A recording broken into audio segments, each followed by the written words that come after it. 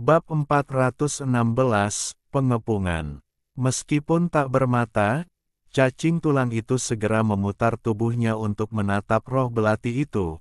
Rahangnya terbuka lebar, siap menyemburkan api. Namun, pada saat itu, kilatan cahaya kuning muncul di samping cacing tulang itu, dan kerangka Wu Ye yang menjulang tinggi muncul kembali. Pisau tulangnya berkilauan dengan cahaya kuning yang menyilaukan saat ia menebas cacing tulang itu.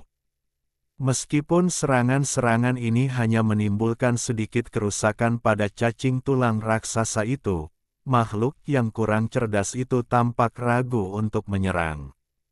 Namun, ia segera membuat pilihan, meninggalkan roh belati yang telah melarikan diri agak jauh dan perlahan menghilang, lalu menerjang ke arah Wu Ye. Saat Wu Ye dan tengkorak kristal terus mengganggu cacing tulang raksasa itu, sebuah bayangan diam-diam mendekat dari belakang. Di dalam bayangan, Simu dan Yan Luo, yang berlindung di balik jubah hijau, perlahan mendekati cacing tulang itu. "Bisakah kau merasakan di mana tulang itu?" tanya Simu pelan. "Aku bisa merasakannya, tepat di atas perut bagian bawahnya." Yan Luo memancarkan cahaya perak redup, matanya berkilat-kilat dengan api jiwa. Pada saat itu, sebuah teriakan menggema dari depan. Simu dan Yan Luo menoleh. Suara itu berasal dari Wu Ye. Di depan cacing tulang, Wu Ye melesat di udara bagai awan, pisau tulangnya sudah beterbangan. Cacing tulang itu mencondongkan tubuh ke depan, membuka rahangnya, dan sebuah bola api putih meletus, menghantam Wu Ye di udara. Tubuh Wu Ye diselimuti api putih, matanya berkilat api jiwa sebelum menghilang ke dalam kobaran api putih. Sebuah kerangka kristal jatuh tak berdaya dari udara. Di tempat lain, roh belati itu hendak melancarkan serangan diam-diam dari sisi lain. Melihat ini, wujudnya yang baru terungkap kembali menjadi transparan dan segera berbalik serta melarikan diri. Seolah merasakan sesuatu, cacing tulang itu menoleh dan membuka rahangnya, meletuskan badai putih yang dahsyat. Ia berubah menjadi naga putih raksasa sepanjang beberapa puluh kaki, menyapu ke arah roh belati itu. Pasir dan batu beterbangan kemanapun ia lewati, meninggalkan tanah seolah-olah telah terkelupas. Meskipun roh belati itu telah bersembunyi, ia tak berdaya menghindari badai dan tersapu. Tubuhnya yang kurus terguling tak berdaya di tengah badai bagaikan sedotan yang tertiup angin.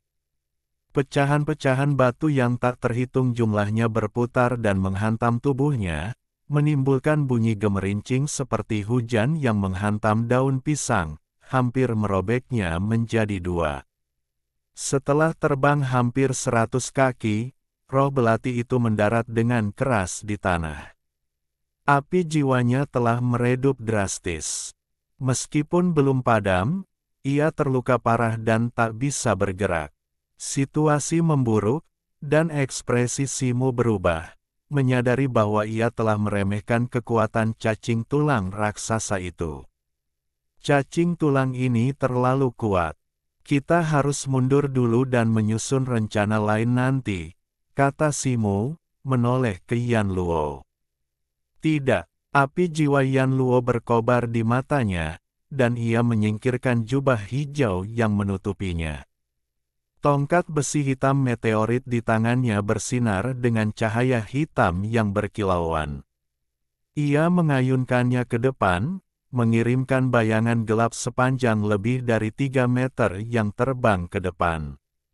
Dengan suara keras, bayangan hitam itu menghantam perut bagian bawah cacing tulang. Tulang-tulang keras cacing tulang itu tiba-tiba menjadi sangat rapuh di bawah tongkat besi meteorit, hancur berkeping-keping dalam sekejap.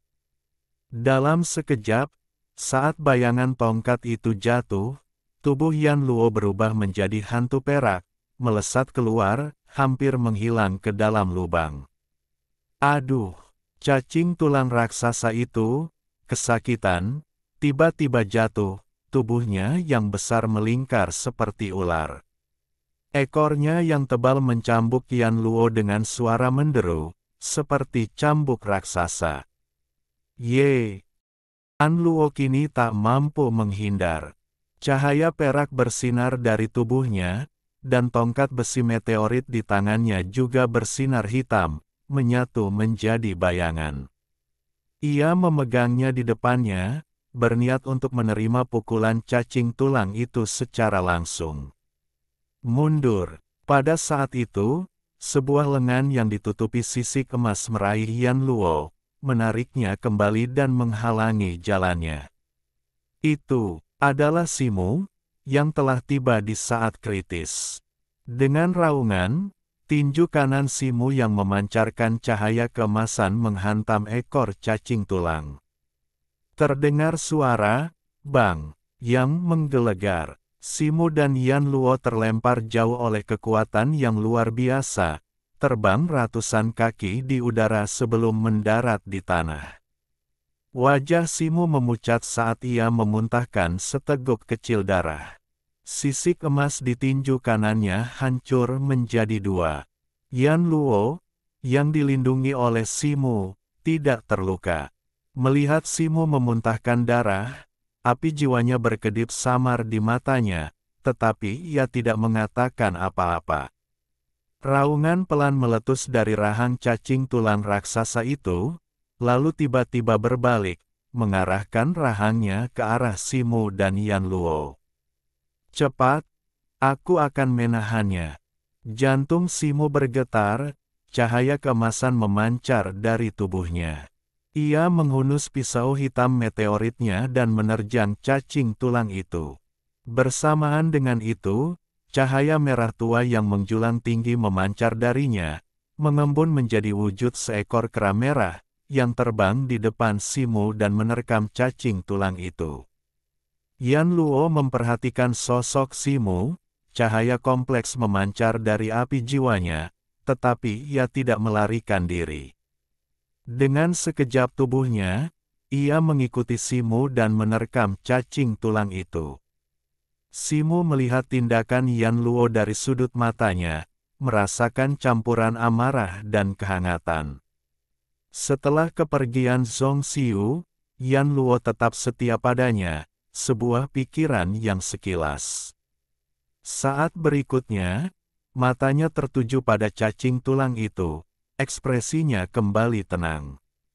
Dengan suara berdengung, pisau hitam meteorit di tangannya meletus dalam cahaya hitam setinggi langit, mengembun menjadi bilah cahaya sepanjang 10 kaki, berdengung dan bergetar. Cacing tulang raksasa itu membuka rahangnya, melepaskan pilar api putih yang menghantam Simu. Simu mendengus dingin, dan kilatan cahaya menyambar di tangan citra Dharma kera merah, mengembun menjadi dua pedang raksasa berapi yang bersilangan dan menebas api putih. Saat pedang raksasa berapi itu menyentuh api putih, tiba-tiba pedang itu bersinar merah, dan apinya berfluktuasi hebat dan menjadi tidak stabil. Dengan suara dentuman keras, dua pedang raksasa berapi di tangan citra Dharma kera merah runtuh di tengah api putih, hancur berkeping-keping di langit yang penuh dengan sisa api dan percikan api. Api putih itu menghancurkan dua pedang raksasa berapi itu, dan tampaknya mereka akan menyerang citra Dharma kera merah. Citra Dharma kera merah tiba-tiba membuka mulutnya, dan hamparan api murni yang luas meletus, seketika membentuk awan yang berkobar. Udara hangus dan terpelintir, memancarkan gelombang panas yang menyesakkan.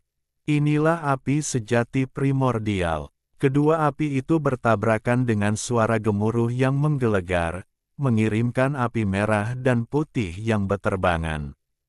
Setia pada kekuatannya untuk menekan semua roh jahat dan roh mayat hidup, api sejati primordial, meskipun tidak sebesar pilar api putih, mampu bertahan, perlahan melahap dan membakar api putih tersebut. Wajah Simo berseri-seri gembira. Kilatan cahaya merah tua mengembun di belakangnya, membentuk sepasang sayap yang menyala. Tubuhnya berubah menjadi bayangan merah tua, mengitari benturan antara dua api tersebut. Ia melesat, muncul di atas cacing tulang raksasa. Dengan raungan rendah, ia menebas dengan bilah hitam seperti gunung. Meskipun cacing tulang itu tidak terlalu cerdas, ia merasakan kekuatan bilah hitam dan api putihnya segera melonjak, menyatu menjadi perisai api selebar beberapa kaki dan setebal 1 kaki, menghalangi jalannya. Simo mencibir. Setelah pertempuran di Liyuan, ia kini dapat sepenuhnya memanfaatkan kekuatan pedang hitam meteorit, bahkan melampaui Yan Luo. Ia mengeratkan cengkeramannya, dan cahaya pedang hitam itu semakin kuat. Krek, perisai api putih itu hancur berkeping-keping, tak mampu menghalangi cahaya pedang hitam itu sedikit pun. Cahaya pedang hitam itu membuka perisainya dan menghantam kepala cacing tulang itu dengan keras. Dengan bunyi krek, sebuah luka besar membelah tengkorak cacing tulang itu, hampir membelah kepalanya menjadi 2. Jauh di dalam luka itu, api jiwa perak seukuran batu kilangan samar-samar terlihat, memancarkan getaran spiritual yang kuat. Simo sangat gembira, dan dengan jentikan pedang hitamnya, ia terus menyerang api jiwa perak itu. Kepala cacing tulang raksasa itu hampir putus, tetapi tampaknya tidak mengalami kerusakan serius. Api jiwa perak itu tiba-tiba menyusut ke dalam seperti jantung, lalu tiba-tiba membesar. Bas! Gelombang perak samar tiba-tiba muncul dari kehampaan, meletus dari api jiwa perak dan menghantam Simo. Wajah Simo menggelap. Gelombang kekuatan yang tajam, tanpa disadari oleh pertahanan fisiknya, menyerbu pikirannya, bagaikan palu godam yang tak terhitung jumlahnya menghantam tengkoraknya, menyebabkan rasa sakit yang menusuk. Serangan jiwa, pikirannya terasa sakit. Bagaimana mungkin ia menyerang dengan pedang di tangannya? Untungnya, jiwanya juga sangat kuat. Meskipun rasa sakitnya berdenyut, ia masih memiliki kekuatan untuk bereaksi. Ia membentangkan sayapnya yang berapi-api dan terbang ke samping, menjauh dari jangkauan gelombang perak. Rasa sakit di benaknya langsung surut bagai air pasang.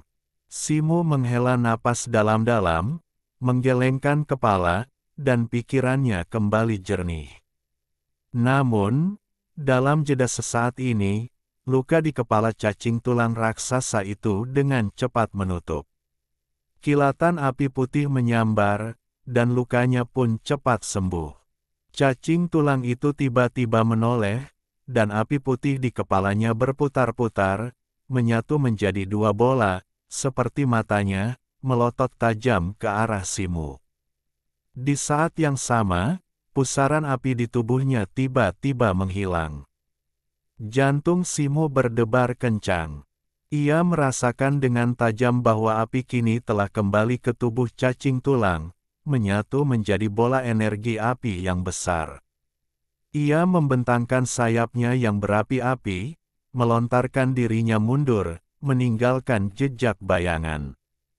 Dalam sekejap, ia berada puluhan kaki jauhnya. Pada saat itu, rahang api cacing tulang terbuka, dan sebuah bola api putih, setinggi lebih dari seorang pria, melesat keluar. Api putih bola api itu tampak luar biasa murni, seperti batu giok putih paling murni, tanpa kotoran, tanpa kilau yang menyilaukan, dan bahkan tanpa sedikit pun rasa panas.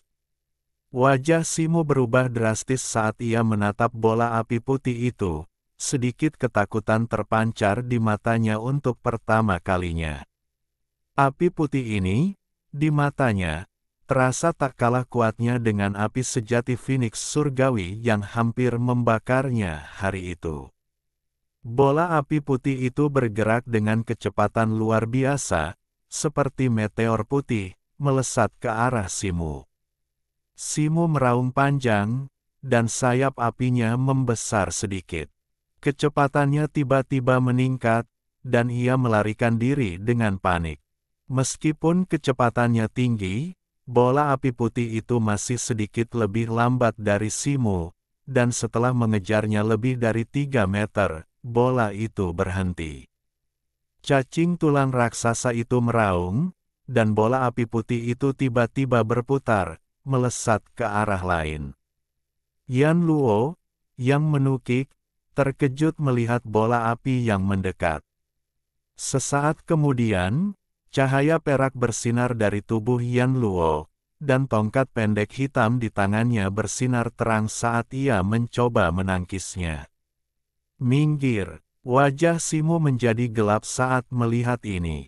Ia berteriak, sayapnya yang berapi-api berkobar terang saat ia melompat ke arah Yan Luo. Bab 417, Api Melahap. Tepat ketika bola api putih itu berada dalam jarak 3 meter dari Yan Luo, sebuah bayangan merah menyala, dan Simu muncul di hadapannya. Ia meraung, tangan kirinya yang hangus langsung berubah menjadi merah tua, meletus dalam kobaran api yang berkobar. Tangan itu menyatu menjadi telapak tangan merah tua yang menyala, menghadapi bola api putih yang mendekat. Bola api itu berkelap-kelip, dan beberapa lidah api putih berkelap-kelip di permukaannya, mengirisnya seperti pisau. Telapak tangan merah tua yang menyala itu dengan mudah terbelah menjadi beberapa bagian, meledak dan berpencar, benar-benar rentan. Bola api itu berhenti sejenak sebelum melanjutkan serangannya ke arah Simu. Bahkan, dalam jarak sedekat itu, Simu tidak merasakan jejak panas yang membara dari bola api putih itu. Situasi aneh ini memberi Simu rasa bahaya yang ekstrim. Ia menggertakkan giginya, dan aliran esensi darah keluar dari mulutnya, menggumamkan sesuatu pada dirinya sendiri. Dengan suara mendesing, tangan kirinya meletus dalam kobaran api sekali lagi, dan esensi darah itu berubah menjadi rune berwarna darah, sekilas menyatu dengan api di tangan kirinya. Ia mengepalkan tangan kirinya dan melancarkan serangan dengan dentuman. Api merah tua yang menyelimuti tangan kirinya seketika berubah menjadi merah tua, memancar darinya bagaikan sinar merah tua yang berkelok-kelok, meliliti teratai merah tua. Boom! Bola api putih itu menghantam teratai, yang langsung mengencang, melilitnya dengan erat. Bola api putih itu meronta hebat, apinya berputar-putar saat mencoba melepaskan diri dari ikatan formasi.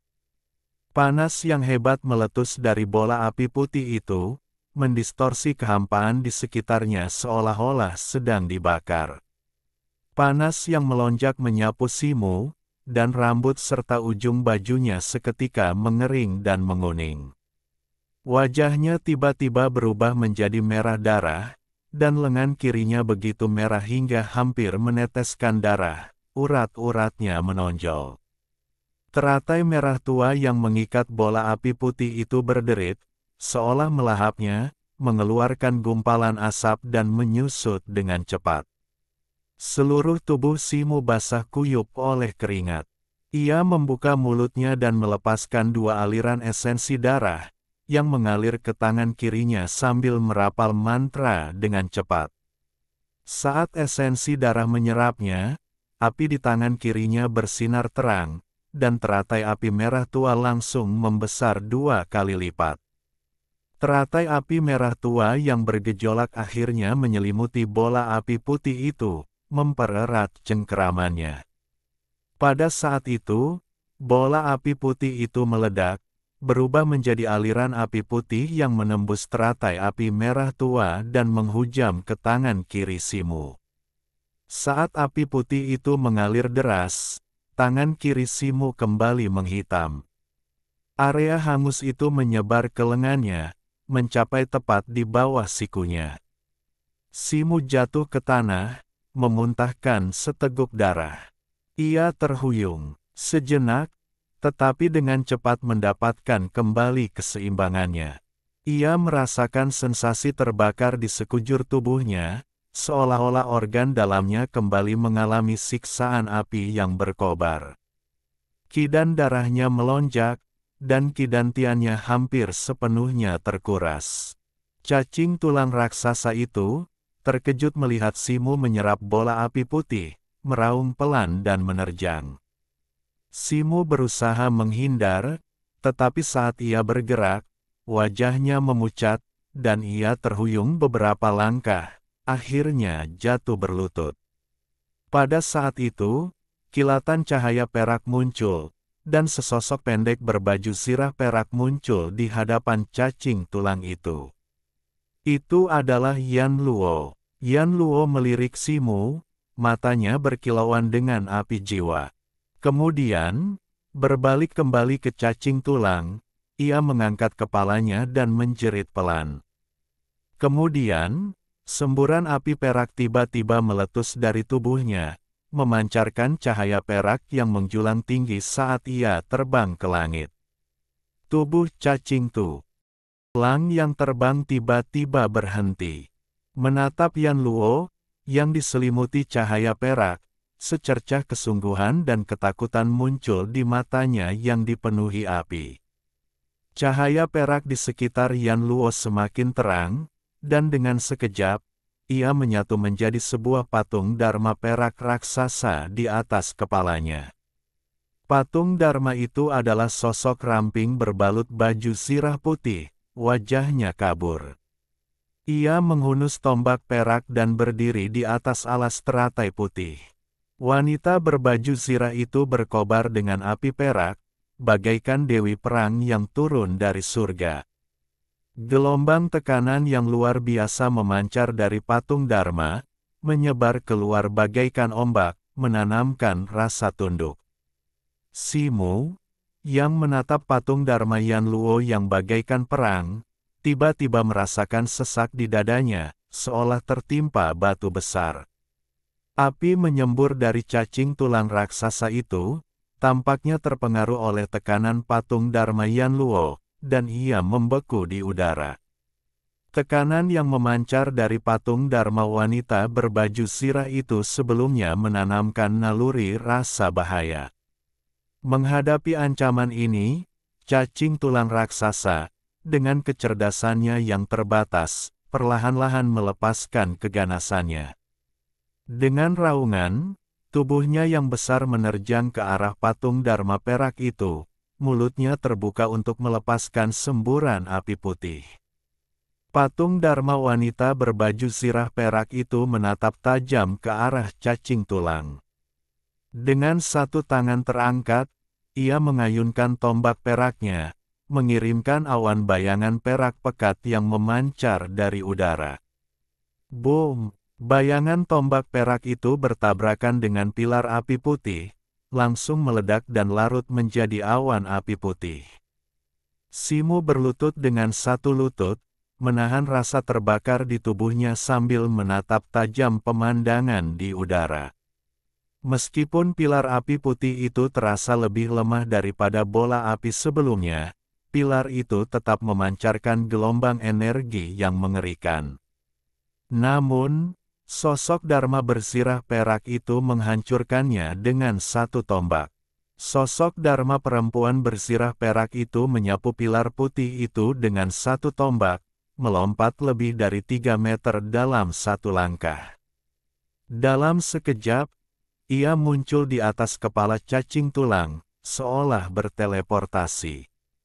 Dengan satu ayunan lengannya, tombak perak itu tiba-tiba menyala dengan cahaya yang menyilaukan, seperti pedang yang dahsyat, mengiris kepala cacing tulang itu. Cacing tulang itu akhirnya bereaksi, tetapi sudah terlambat untuk menghindar. Tatapan marah berkelebat di matanya yang berapi-api, dan tiba-tiba ia mendongak, cahaya putih cemerlang memancar dari tubuhnya. Di tengah cahaya putih itu, tubuhnya yang besar tiba-tiba menyusut setengah. Cacing tulang itu membuka rahangnya, memuntahkan beberapa badai keputihan yang menyatu menjadi naga angin putih, menyerbu ke arah tombak perak. Gemuruh. Keduanya bertabrakan dengan suara gemuruh yang menggelegar dan mengguncang bumi, melepaskan hembusan angin yang menyapu sekeliling. Cahaya menyilaukan menyelimuti Yan Luo dan cacing tulang itu, membuat situasi sama sekali tak terlihat dari luar. Cahaya putih dan perak yang membumbung tinggi itu dengan cepat menghilang, dan sesosok jatuh dari udara. Itu adalah Yan Luo. Ia tampak sangat acak-acakan, armornya sebagian besar hancur, dan tulang-tulangnya yang baru saja diperbaiki dipenuhi retakan yang terdengar. Api jiwa di matanya meredup, seolah-olah telah menghabiskan banyak energi vitalnya. Dengan gemuruh yang menggelegar, tubuh cacing tulang raksasa itu jatuh, terbanting keras ke tanah dalam hujan debu. Kepalanya terpenggal sekali lagi, tetapi kali ini tidak dapat pulih, karena api jiwa di dalamnya telah sepenuhnya lenyap.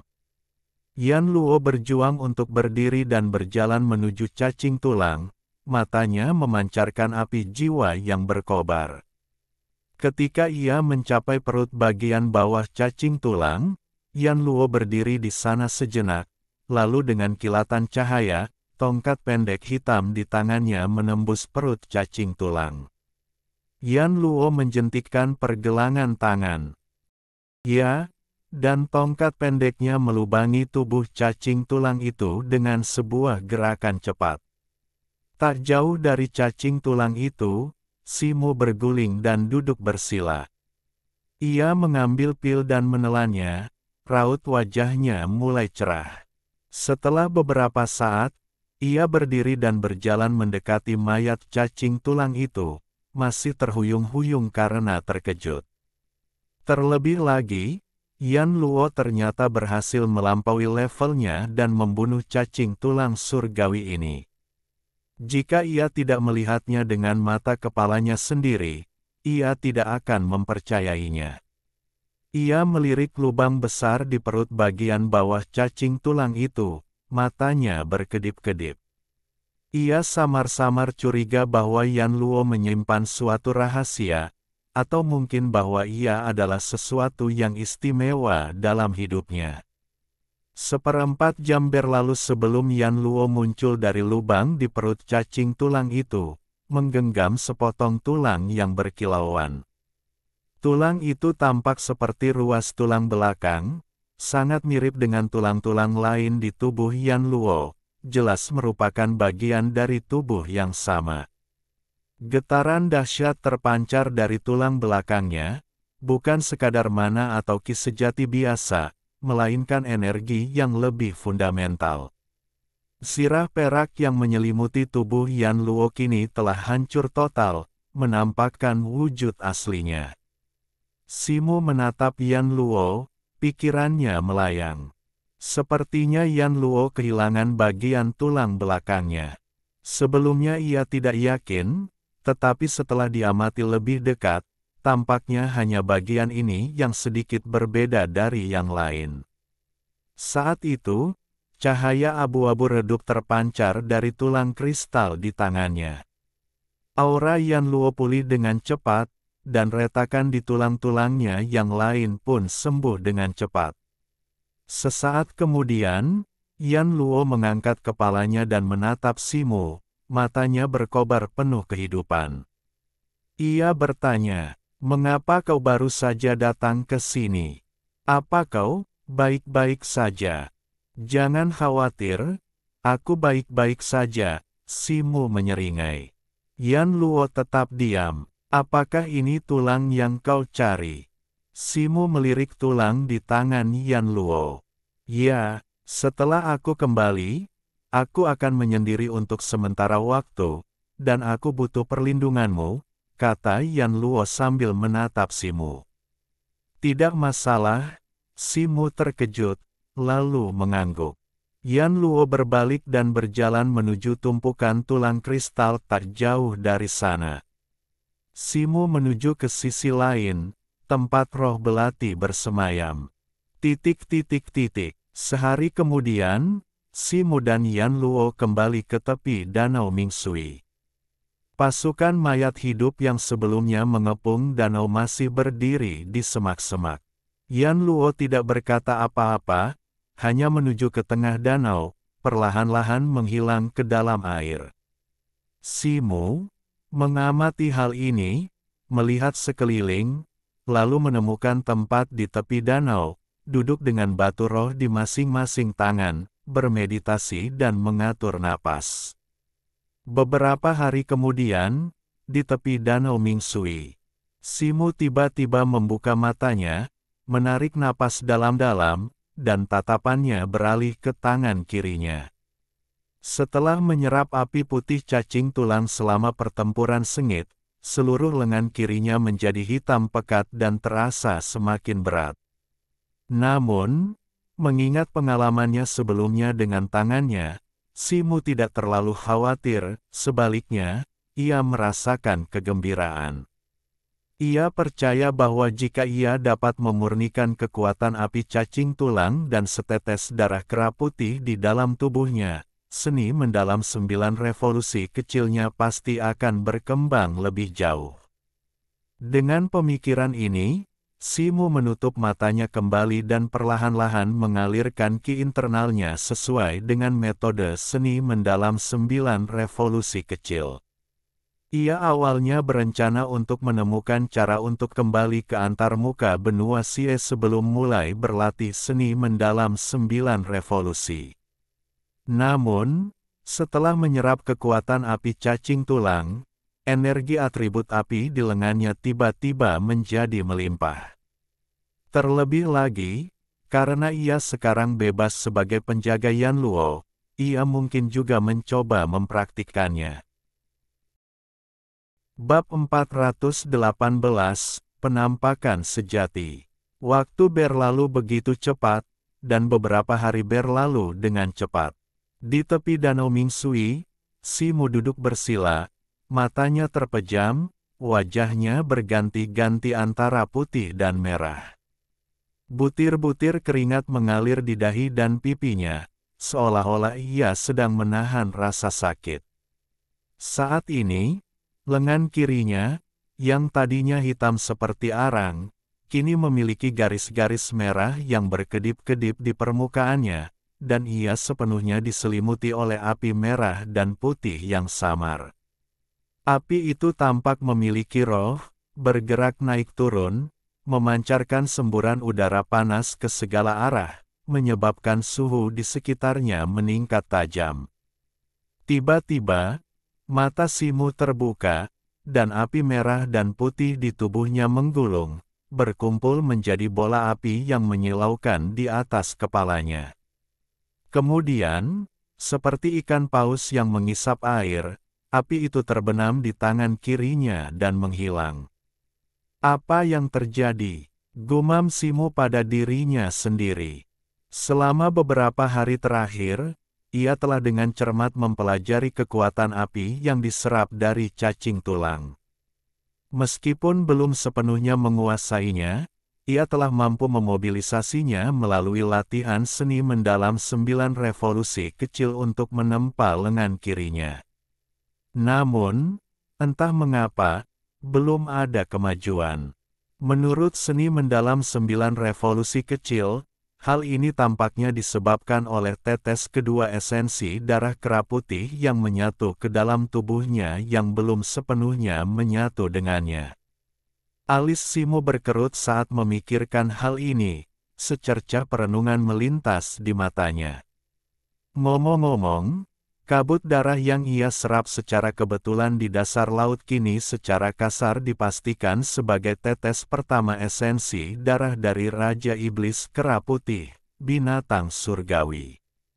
Saat itu, dalam keadaan linglung, ia seperti merasakan sensasi mendidih dalam darahnya, sangat mirip dengan yang ia rasakan saat menyerap tetes kedua esensi darah dari rumah harta karun Ling Tian. Lebih dari 10 tahun telah berlalu sejak ia menyerap tetes pertama esensi darah. Selama waktu ini, ia telah bertransformasi menjadi kera putih beberapa kali, dan setiap kali ia terbangun, perubahan halus tampaknya terjadi di dalam dirinya. Setelah wanita misterius itu terbakar, ia secara alami mulai berlatih tahap pertama seni mendalam 9 putaran kecil. Mungkinkah keselarasan antara darah makhluk surgawi dan tubuhnya berkaitan dengan waktu? Jika demikian, apakah tetes esensi darah kedua harus menunggu 10 tahun lagi? Simu terdiam memikirkan hal ini. Tepat saat Simu bingung, tanah tiba-tiba bergetar di bawahnya, dan suara air terdengar dari danau air gelap di dekatnya. Simu segera berdiri dan menatap tajam ke tengah danau. Permukaan danau air gelap yang sebelumnya tenang tampak mendidih, menggelembung, dan bergolak. Kemudian, danau itu bergolak hebat, mengaduk gelombang darah yang besar, dan secara bertahap membentuk pusaran merah darah raksasa di tengahnya. Pusaran itu perlahan naik, dan darinya muncul kerangka humanoid sebening kristal, 2 bola api jiwa perak pucat menari-nari di matanya.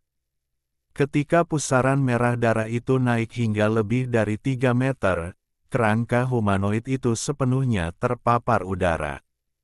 Cahaya putih redup bersinar di udara, memancarkan cahaya lembut ke setiap tulang. "Yan Luo," teriak Simu, menatap tengkorak kristal di atas pusaran. Namun, sesaat kemudian, saat ia mengikuti cahaya putih itu ke langit, tatapan takjub melintas di matanya. Di atas danau, awan putih berkumpul di langit, membentuk hamparan luas. Warna putihnya yang murni membangkitkan aura kesucian yang samar. Cahaya putih terpancar dari awan-awan ini. Simu dipenuhi keterkejutan. Ini adalah alam kematian, diresapi oleh aura menyeramkan. Entah ia mengunjunginya melalui kesadaran spiritual atau fisik, ia selalu menyaksikan pemandangan yang suram. Langit dan awan yang mela, yang di atasnya semuanya kelabu dan tak bernyawa, menciptakan perasaan yang sangat menindas. Namun, kini, awan putih muncul di langit, menciptakan kontras yang tajam dengan lingkungan sekitarnya yang masih kelabu kusam. Tepat saat Simu tertegun sejenak, raungan memilukan tiba-tiba meletus dari pusaran awan putih. Simu bergidik, tersadar kembali. Detik berikutnya, kilatan petir keemasan menembus awan putih, melesat dengan kecepatan luar biasa menuju pusat danau, tepat sasarannya Yan Luo, yang berada di pusat pusaran. Setiap kilatan petir keemasan menyambar Yan Luo, berubah menjadi ular listrik keemasan yang meliuk-liuk di sekelilingnya. Saat kilatan petir keemasan berkumpul, Yan Luo diselimuti lautan ular emas, perlahan-lahan menenggelamkannya. Ketika kilatan petir keemasan terakhir jatuh, Yan Luo lenyap sepenuhnya. Dari kejauhan, ia tampak seperti kepompong emas yang ditopang pusaran merah darah. Namun, kepompong itu bukan terbuat dari sutra, melainkan dari kilatan petir keemasan yang memancar dari awan putih di langit. Saat kilatan petir memudar, awan putih di langit hancur selapis demi selapis, berubah menjadi gumpalan kabut putih yang perlahan menghilang. Di atas danau Netherwater, kilat keemasan terus-menerus menyambar permukaan kepompong, memancarkan semburan cahaya keemasan yang menyilaukan. Bahkan permukaan danau merah darah di sekitarnya tampak diwarnai dengan rona keemasan. Kekuatan dahsyat itu menyebabkan kegemparan di antara pasukan mayat hidup yang sebelumnya mengepung danau Netherwater. Api jiwa di mata semua makhluk mayat hidup bergetar hebat, dan tubuh mereka pun bergetar. Dengan desiran, Seberkas cahaya putih raksasa melesat dari kepompong emas. Cahaya itu berkelebat dan menghilang, lalu, dari udara tipis, sesosok ramping wanita muda bergaun istana putih muncul, seluruh tubuhnya diselimuti cahaya neon, membuat penampilannya samar-samar. Sosok bayangan gadis itu seperti kilasan sekilas, dan begitu muncul, ia berubah menjadi bola cahaya putih dan menghilang ke dalam kepompong emas di bawahnya. Saat cahaya putih memasuki kepompong emas, ia bergetar hebat, dan kemudian, seolah-olah telah diberi kehidupan, ia mulai bergerak berirama. Saat sosok bayangan gadis itu muncul, Simo merasakan gejolak yang tak dapat dijelaskan di hatinya. Sedikit keraguan melintas di matanya saat ia menatap tajam kepompong emas di udara. Sesaat, yang tak terjelaskan berlalu sebelum guntur menggelegar, dan kilat keemasan di permukaan kepompong meledak ke segala arah. Simo merasakan kilatan cahaya keemasan di depan matanya, dan sesaat kemudian, mulutnya ternganga takjub. Kepompong keemasan di atas pusaran merah darah telah lenyap, digantikan oleh seorang wanita muda yang memukau, meringkuk seperti bola, tangannya di atas lutut. Ia telanjang bulat, rambutnya yang hitam legam tergerai hingga ke pergelangan kaki, berkibar samar. Kulitnya yang sedingin es, transparan, dan kemerahan hampir tak terlihat. Matanya setengah tertutup, seolah-olah ia sedang tidur nyenyak. Wajahnya yang memukau, dengan sedikit kelangsingan, hidung mancung, dan bibir yang sedikit terbuka, menyerupai patung yang diukir dengan cermat, sempurna dalam segala hal. Terutama di antara alisnya, sebuah tanda spiritual hitam berbentuk teratai tampak menonjol, menambah sentuhan daya tarik padanya. "Yan Luo, apakah itu kau?" tanya Simo ragu-ragu. Seolah mendengar panggilan Simo, bulu mata Yan Luo yang seperti tirai bergetar sedikit, dan ia perlahan membuka matanya. Matanya yang berbintang, berkilauan bagai air musim gugur, tampak mengamati sekelilingnya dengan tatapan yang agak bingung. Simo tak kuasa menahan diri untuk sedikit tersipu. Pada saat itu, mata Yan Luo melebar, lengannya mencengkeram kepalanya. Seolah tiba-tiba teringat sesuatu, wajahnya memerah karena takut dan marah, seluruh tubuhnya gemetar, dan jeritan melengking keluar darinya. Simo merasakan dengungan di telingan. Ya, diikuti oleh sakit kepala yang hebat. Matanya menjadi gelap, dan ia pun koma. Setelah waktu yang tidak diketahui, Simo perlahan terbangun. Ia menopang dirinya, menggelengkan kepalanya yang bengkak, dan perlahan mengingat momen sebelum komanya.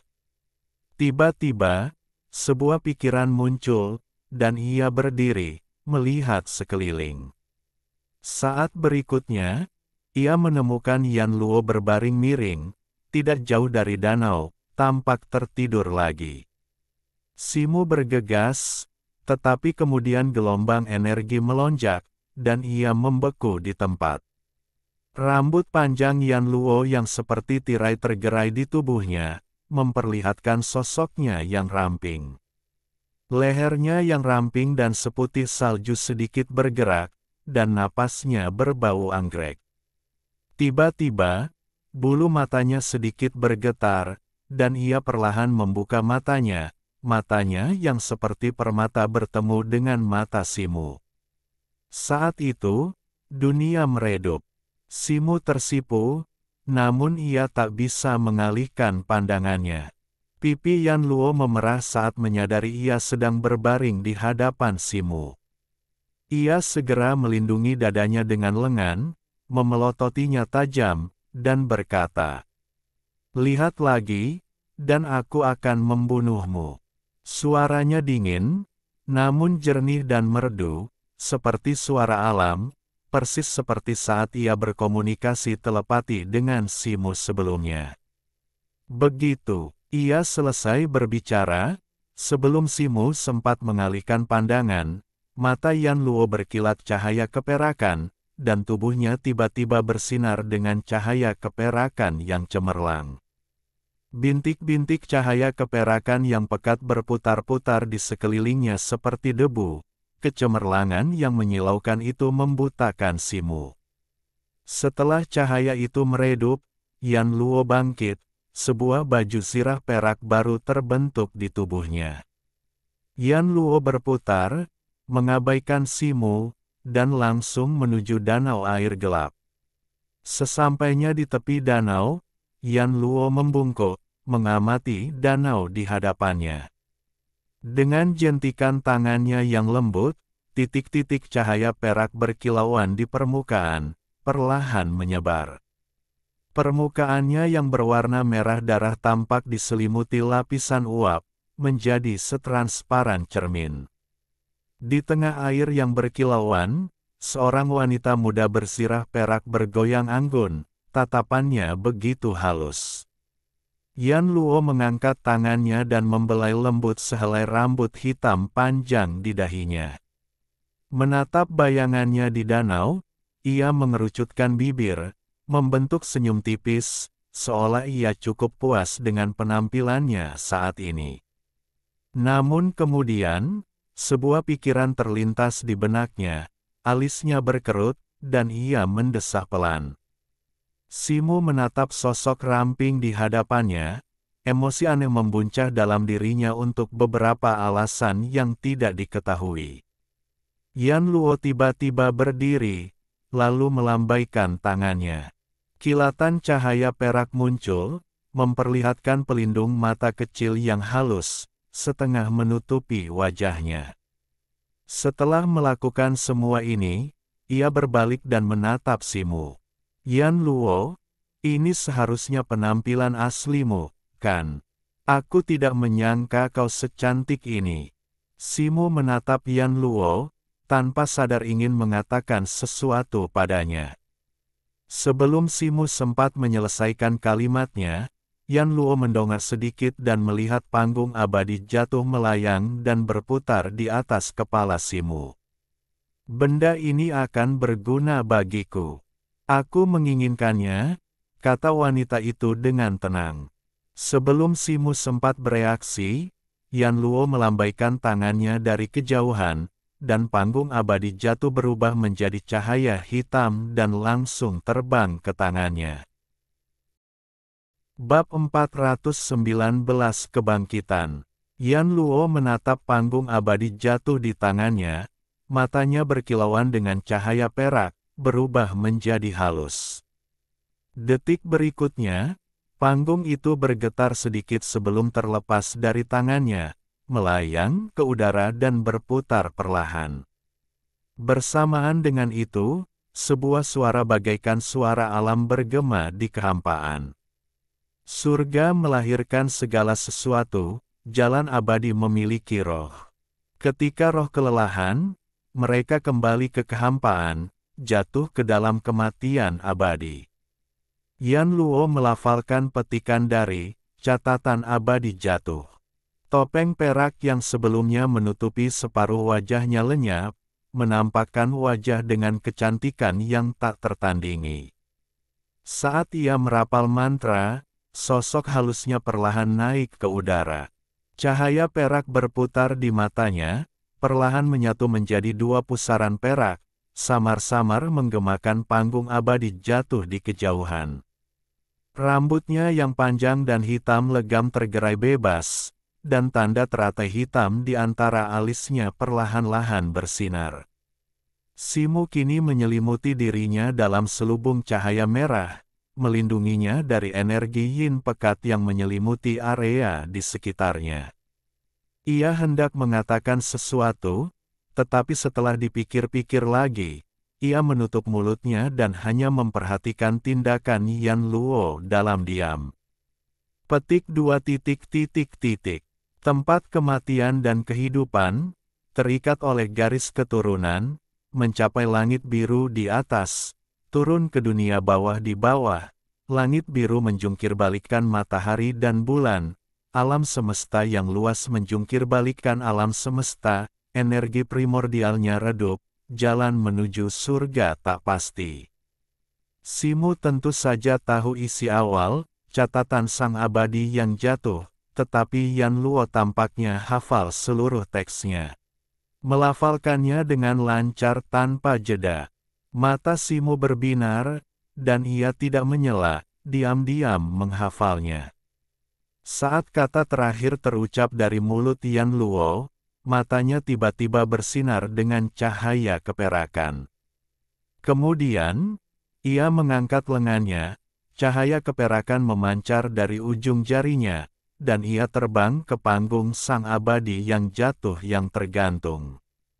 Saat cahaya perak memasuki panggung abadi jatuh, seluruh panggung langsung bergetar, dan pola-pola emas gelap di permukaannya tiba-tiba menjadi terang. Pola-pola gelap itu, yang sebelumnya tampak samar, kini muncul di permukaan panggung batu yang tidak rata, membentuk pola aneh pada batu bata hitam.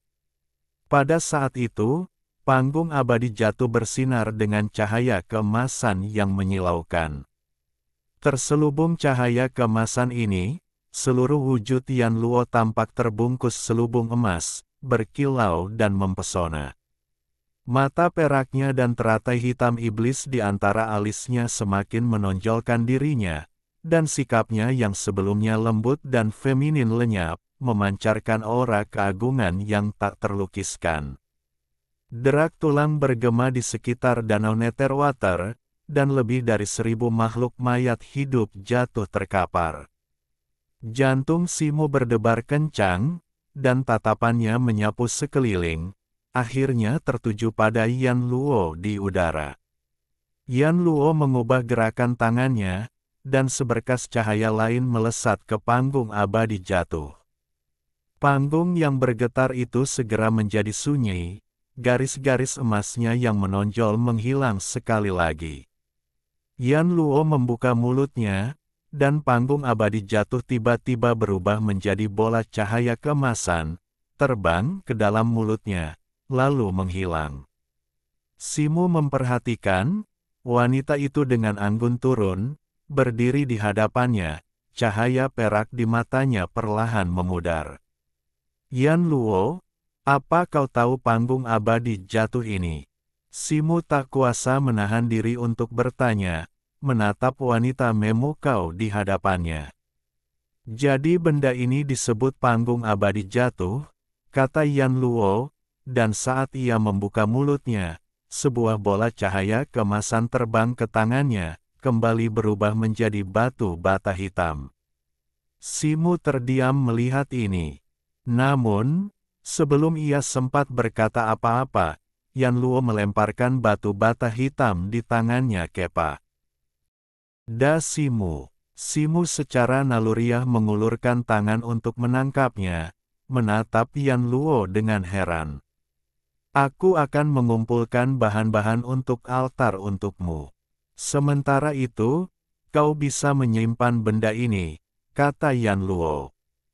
Tanpa menunggu Simu menjawab, ia tiba-tiba berbalik, mengangkat satu tangan, dan matanya kembali bersinar dengan cahaya perak.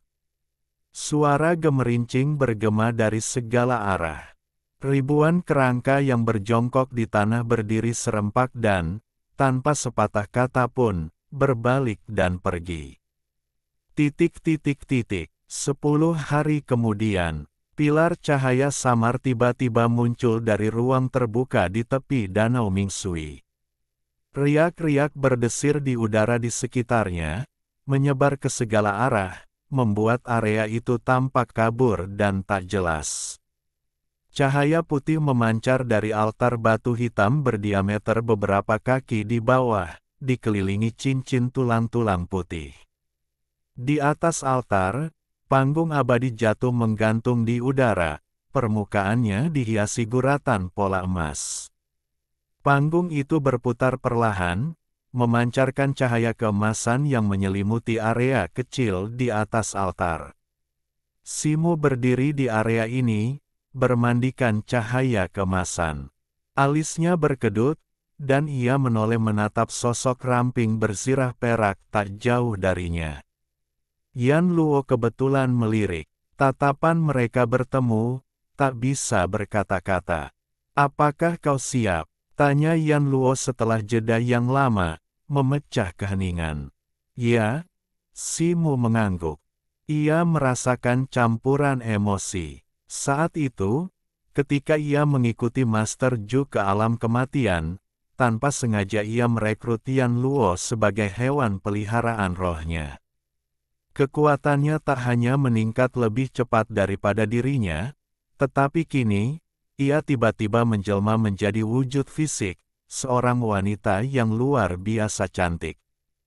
Sungguh tak terbayangkan. Ia mencoba menanyai Yan Luo tentang masa lalunya, tetapi setiap kali ia melakukannya, ia akan memegangi kepalanya dengan kedua tangan, raut wajah kesakitan, bahkan menjerit nyaring, seolah-olah ia telah terbangun.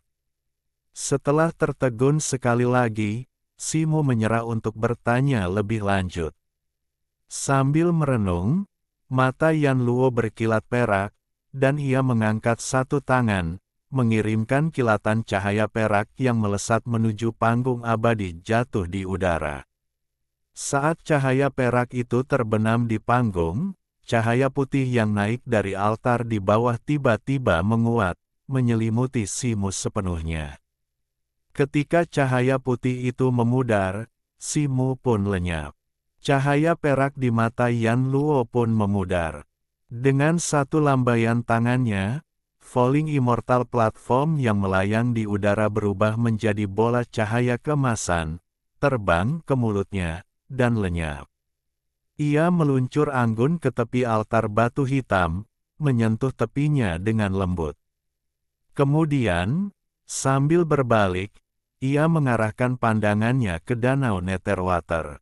Mata Yan Luo yang dalam dan halus seakan menatap danau Netherwater dari kejauhan, atau mungkin bahkan lebih jauh lagi, menatap lebih jauh lagi.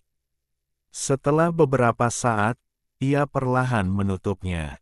Aliran cahaya perak menerangi tubuhnya, dan arus tak terlihat berputar cepat di sekelilingnya, menyebabkan rambut hitam panjangnya berkibar sedikit.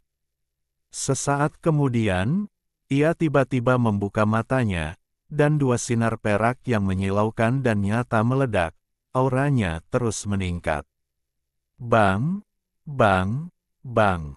Serangkaian ledakan dahsyat bergema, dan danau Netherwater yang sebelumnya tenang tiba-tiba pecah, mengirimkan puluhan semburan air setebal tangki air yang membumbung ratusan kaki ke langit.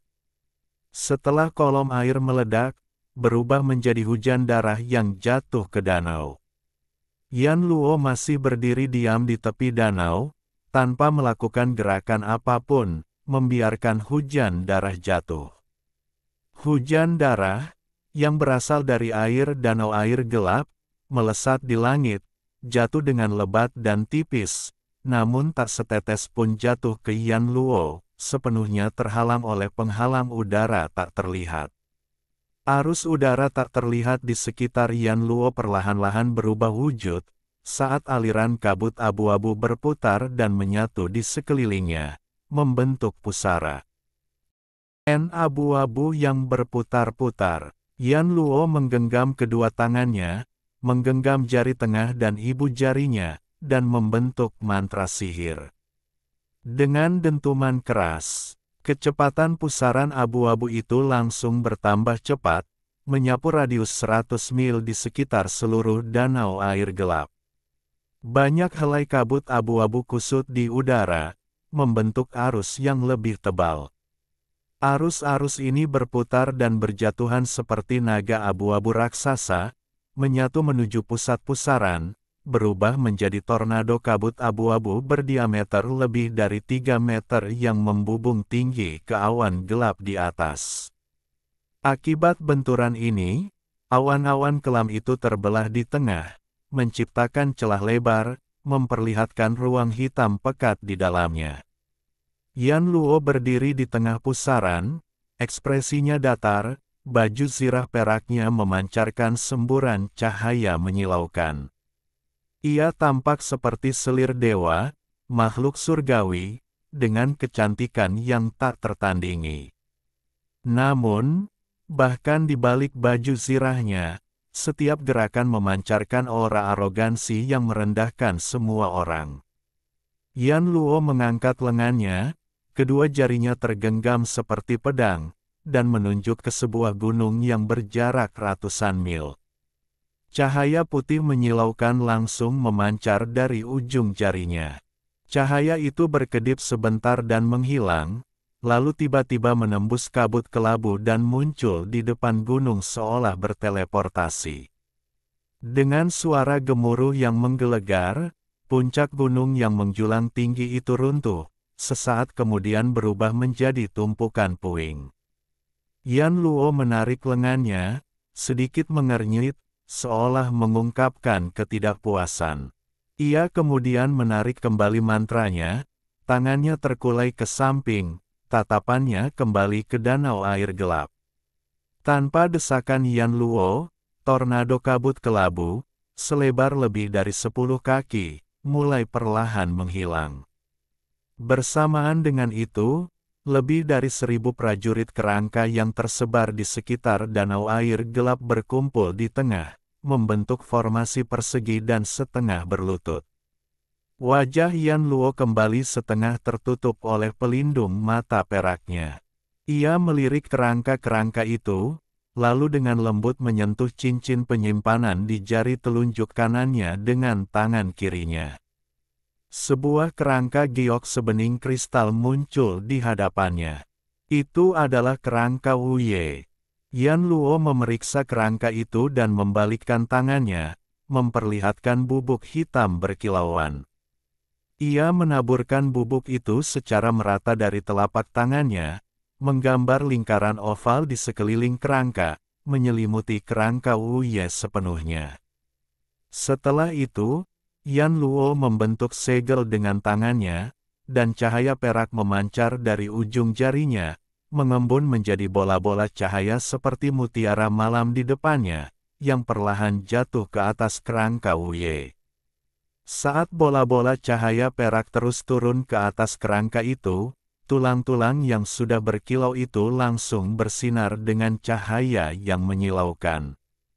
Secercah cahaya hijau berkelap-kelip di rongga mata kepala kerangka itu, lalu seketika memudar menjadi cahaya keperakan dan lenyap. Alis Yan Luo sedikit berkerut. Setelah berpikir sejenak, ia membuka mulutnya, dan panggung abadi jatuh muncul, melayang di sampingnya. Ia membentuk segel tangan dan mengarahkan jari-jarinya ke panggung abadi jatuh. Pola-pola emas di panggung bersinar, dan gumpalan kabut abu-abu perlahan melayang keluar, membentuk wajah buram di udara sebelum menghilang dan kembali menjadi gumpalan udara abu-abu seperti ular, berputar-putar menuju kerangka Wu Ye. Tulang-tulang yang sebelumnya tak bernyawa tiba-tiba bergetar hebat, berkedut hebat seperti orang yang terluka. Pada saat ini, bubuk hitam yang ditaburkan Yan Luo di tanah meledak, berubah menjadi awan kabut hitam yang membubung ke udara, membentuk bola hitam yang menyelimuti seluruh kerangka. Setelah waktu yang tidak diketahui, bola kabut hitam itu tiba-tiba melonjak dan pecah dengan ledakan keras. Sebuah bayangan gelap tiba-tiba melompat keluar dan mendarat di depan Yan Luo. Sosok hitam itu bersujud di hadapan Yan Luo. Ia adalah seorang prajurit kerangka berbalut baju sirah hitam. Prajurit itu menghunus pedang panjang berwarna hitam pekat. Baju sirah hitam itu hanya menutupi dada, perut, dan anggota tubuhnya, memperlihatkan tengkorak hitam berkilau seperti tombak. Yan Luo menatap prajurit berbaju sirah hitam di hadapannya dan berkata dengan dingin, "Ingat, namamu Wu Ye." Bab 420 Fusi. Di benua Xie, di tengah hutan lebat tak berpenghuni, seekor kera berbulu panjang mengayunkan lengannya dari satu pohon ke pohon lainnya. Sambil menyeringai, kera itu menatap pohon besar di hadapannya. Dengan satu lengan panjangnya, ia mendorong tubuhnya ke depan, dan dengan lengan lainnya, ia mengulurkan tangan untuk meraih dahan. Tepat saat ia hendak meraih dahan itu, cahaya gelap tiba-tiba bersinar di udara.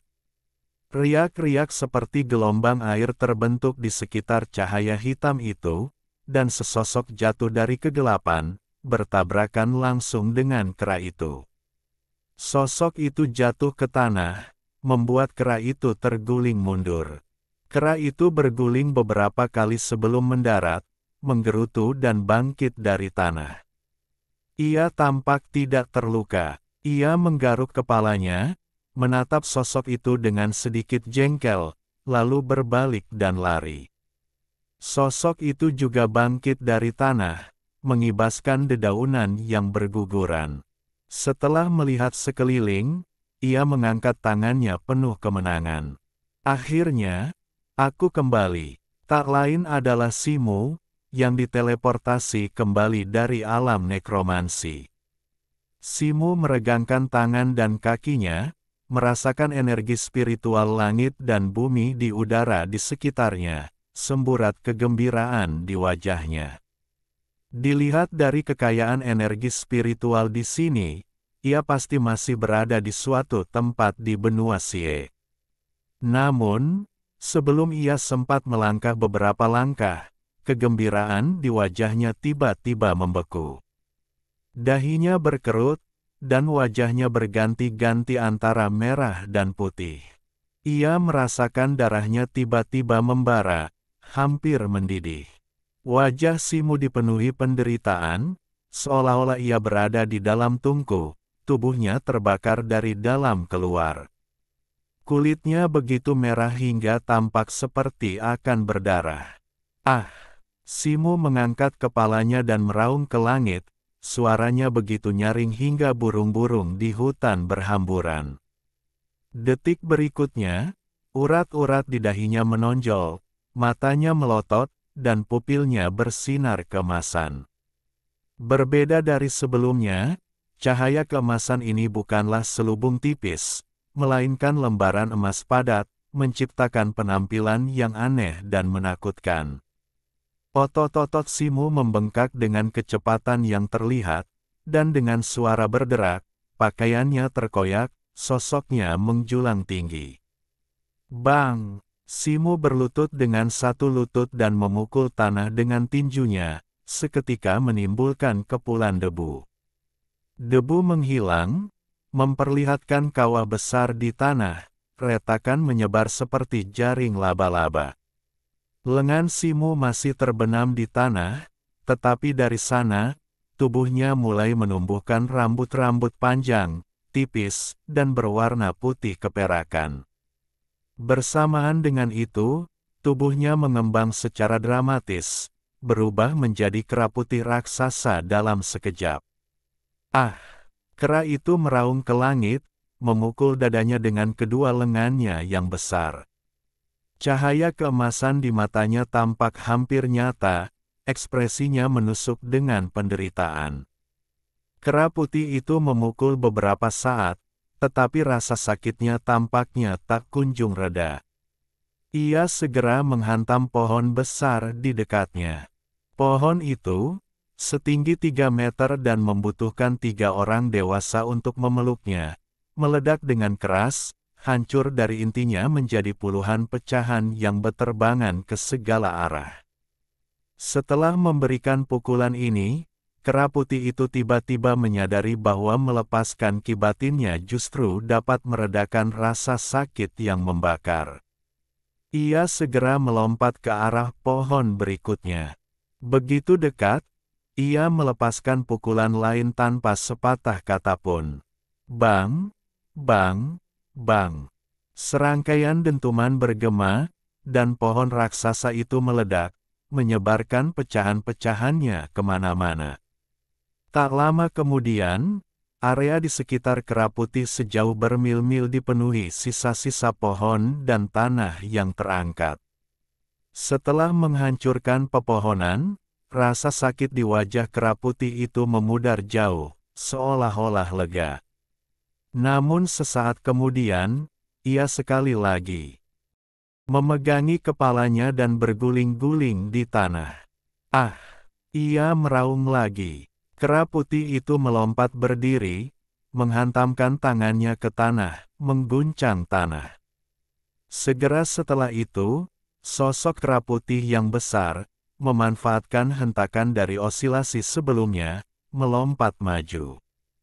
Kera itu, yang sudah sangat besar, langsung melesat di atas lantai hutan, mencapai ketinggian hampir 100 kaki. Suara menderu bergema di hutan saat sosok besar itu jatuh dari langit seperti meteorit. Dengan ledakan yang menggema, hutan itu meledak dalam tabrakan hebat, menghancurkan hamparan pohon yang luas dalam kekuatan gaya ke bawahnya. Tubuh kera itu tidak berhenti, tetapi malah berguling-guling di tanah seperti bangkai kapal yang mengamuk. Tiba-tiba, ia melompat, mencengkeram cabang pohon cemara kuno yang besar di dekatnya dengan kedua tangan dan memutarnya ke bawah dan ke belakang. Begitu cabang itu ditekuk hingga batasnya, kera itu melepaskan energinya dan mendorong seluruh tubuhnya ke depan, membawa cabang itu bersamanya. Tubuh besar itu melengkung di udara, terlempar langsung dari puncak gunung dan jatuh ke air terjun setinggi beberapa puluh kaki. Dengan tabrakan yang menggema, tubuh Kera Putih itu, seperti meteorit, menghantam kolam yang dalam di bawahnya. Air di dalamnya memercik setinggi 3 meter di bawah kekuatan dahsyat, lalu mengalir deras seperti hujan deras. Kera Putih itu, yang kepanasan, jatuh ke dasar, tetapi air dingin memberinya rasa nyaman yang tak terlukiskan. Namun, kenyamanan ini hanya bertahan sesaat sebelum rasa sakit yang menyengat menusuk otaknya, penglihatannya menggelap, dan ia pingsan. Kolam dalam di bawah air terjun, yang diterjang arus, berulang kali menyapu tubuh kera itu, membuatnya mengapung dan tenggelam, perlahan hanyut ke hilir. Beberapa hari kemudian, di samping sungai pegunungan, seorang pemuda telanjang perlahan naik dari tepi kolam dan duduk, basah kuyup, di atas batu besar di dekatnya. Pemuda itu tentu saja Simu. Setelah ia kehilangan kesadaran, arus membawanya dari kolam dalam di bawah air terjun ke sungai pegunungan di hilir. Setelah menenangkan diri, Simu mengambil satu set pakaian cian dari cincin penyimpanannya dan mengenakannya. Kemudian, kembali ke kolam, ia membasuh wajahnya dengan air dan mengikat kembali rambutnya yang kini acak-acakan. Melihat pantulan dirinya di air, ia terkejut. Pupil matanya yang awalnya gelap tampak dibingkai oleh bingkai emas, memancarkan cahaya keemasan samar. Pikiran Simu tergerak, dan ia berbalik menatap ke dalam kolam. Tatapannya menembus air hijau pucat dan mencapai dasar 3 kolam. Sisik, lapisan pelindung, dan sirip ekor beberapa ikan tampak jernih, bahkan garis-garis halus pada ekor mereka pun terlihat jelas. Namun, tanpa menggunakan penglihatan spiritualnya, ia dapat melihat dengan penglihatan biasa, namun ia dapat menangkap tingkat detail yang luar biasa. Si merasa ngeri dan merenung sejenak. Tiba-tiba, energi spiritualnya melonjak, dan cahaya keemasan berkelebat di matanya. 2 sinar cahaya, seolah nyata, melesat ke dalam air bagai kilat. Setelah 2 embusan, riak kecil muncul di permukaan air, lalu menghilang dalam sekejap. Tak lama kemudian, seekor ikan hitam di kolam, dengan perut putihnya yang membusung, mengapung ke permukaan. Ikan itu tidak menunjukkan luka yang terlihat, tetapi tak diragukan lagi itu adalah akibat serangan yang diwujudkan oleh tatapannya yang telah membunuhnya. Melihat ini, Si Mu, yang tentu saja sangat gembira, kembali menatap langit. 12 kaki jauhnya, beberapa bebek dan angsa terbang melintasi langit biru, bulu, paruh, dan cakar mereka semua tertangkap dalam penglihatan Si Mu. Setiap detailnya terlihat jelas. Kilatan keemasan kembali berkilat di mata Si Mu, dan ia menunjuk kawanan burung itu. Setelah menunggu beberapa saat, tidak terjadi apa-apa. Tanpa gentar, Si Mu melakukan beberapa percobaan lagi, akhirnya menemukan bahu. Penglihatan spiritualnya, yang mewujudkan serangannya, hanya efektif dalam jarak sekitar 3 kaki. Di luar itu, kemampuan itu hampir tidak efektif. Meskipun jaraknya pendek, Si Mu sangat gembira telah memperoleh kemampuan ini. Ia percaya bahwa seiring meningkatnya level kekuatannya, kemampuan itu akan menjadi semakin kuat. Terlebih lagi, Si Mu jelas merasakan kidan darahnya tumbuh jauh lebih kuat dari sebelumnya, seluruh tubuhnya dipenuhi vitalitas tak terbatas. Tampaknya keberhasilan penyatuan tetes kedua esensi kera putih memberikan efek yang lebih nyata pada tubuhnya. Ia tak menyangka prosesnya akan 100 kali lebih menyakitkan kali ini. Namun, tidak seperti 10 tahun yang ia harapkan untuk disempurnakan, esensi kera putih tersebut terserap sepenuhnya ke dalam tubuhnya dalam sekali jalan. Setelah merenung sejenak, Si Mu merasa lega. Pertama kali ia menyatu dengan esensi kera putih, ia bahkan bukan seorang prajurit pasca Natal. Fisiknya sangat berbeda dari sekarang, sehingga penyatuan tunggal mustahil dilakukan. Bahkan, jika bukan karena mutiara aroma gadis kerang, yang secara bertahap menyerap esensi ke dalam tubuhnya, ia kemungkinan besar akan meledak dan binasa. Namun sekarang, setelah ditempa oleh teknik kelahiran kembali dan diubah oleh tetes darah pertama, tubuhnya menjadi binatang buas yang jauh lebih unggul, bahkan jauh melampaui mereka yang berada di tingkatan yang sama. Itulah sebabnya tetes kedua esensi kera putih menyatu ke dalam tubuhnya begitu cepat. Alam mayat hidup. Yan Luo mengenakan zirah perang perak, separuh wajahnya tertutup pelindung mata perak. Selain matanya, hampir tak ada kulit yang terekspos. Ia menggenggam tombak perak, garis-garis cahaya perak mengalir di batangnya bagai air mengalir. Di belakang Yan Luo berdiri dua sosok, satu tinggi dan satu pendek, Wu Ye dan Biling. Lebih jauh lagi, pegunungan dipenuhi makhluk mayat hidup, termasuk kerangka dan zombie. Jumlah mereka jauh lebih banyak daripada saat Si Mu ada di sana. Di hadapan Yan Luo, sebuah puncak yang menjulang tinggi dipenuhi makhluk mayat hidup yang tak terhitung jumlahnya, lebih dari 2 kali lipat jumlah legiun Yan Luo. Petik 2. Raung. Raungan memekakkan telinga menggema dari puncak di seberang, diikuti oleh sosok besar yang membubung ke udara, hampir menutupi separuh langit dan memancarkan aura yang tak kalah kuat dari Yan Luo.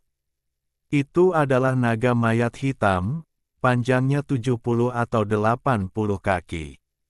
Sisik hitam segar telah tumbuh dari sebagian besar dagingnya yang membusuk, dan sepasang sayap lebar dan berdaging menghiasi punggungnya. Naga mayat hitam itu berputar-putar di udara sejenak sebelum mendarat di puncak gunung dan meraung mengancam ke arah Yan Luo. Mata Yan Luo berkilau keperakan, baju zirah peraknya bersinar terang, dan tombak perak di tangannya memancarkan cahaya yang melesat ke langit. Ia mengayunkannya, mengarahkannya ke gunung tempat naga mayat hitam itu berada. Sesaat kemudian, pasukan mayat hidup di belakangnya berubah menjadi arus deras yang dahsyat, menyerbu ke arah gunung di seberang, dan tanah pun bergetar.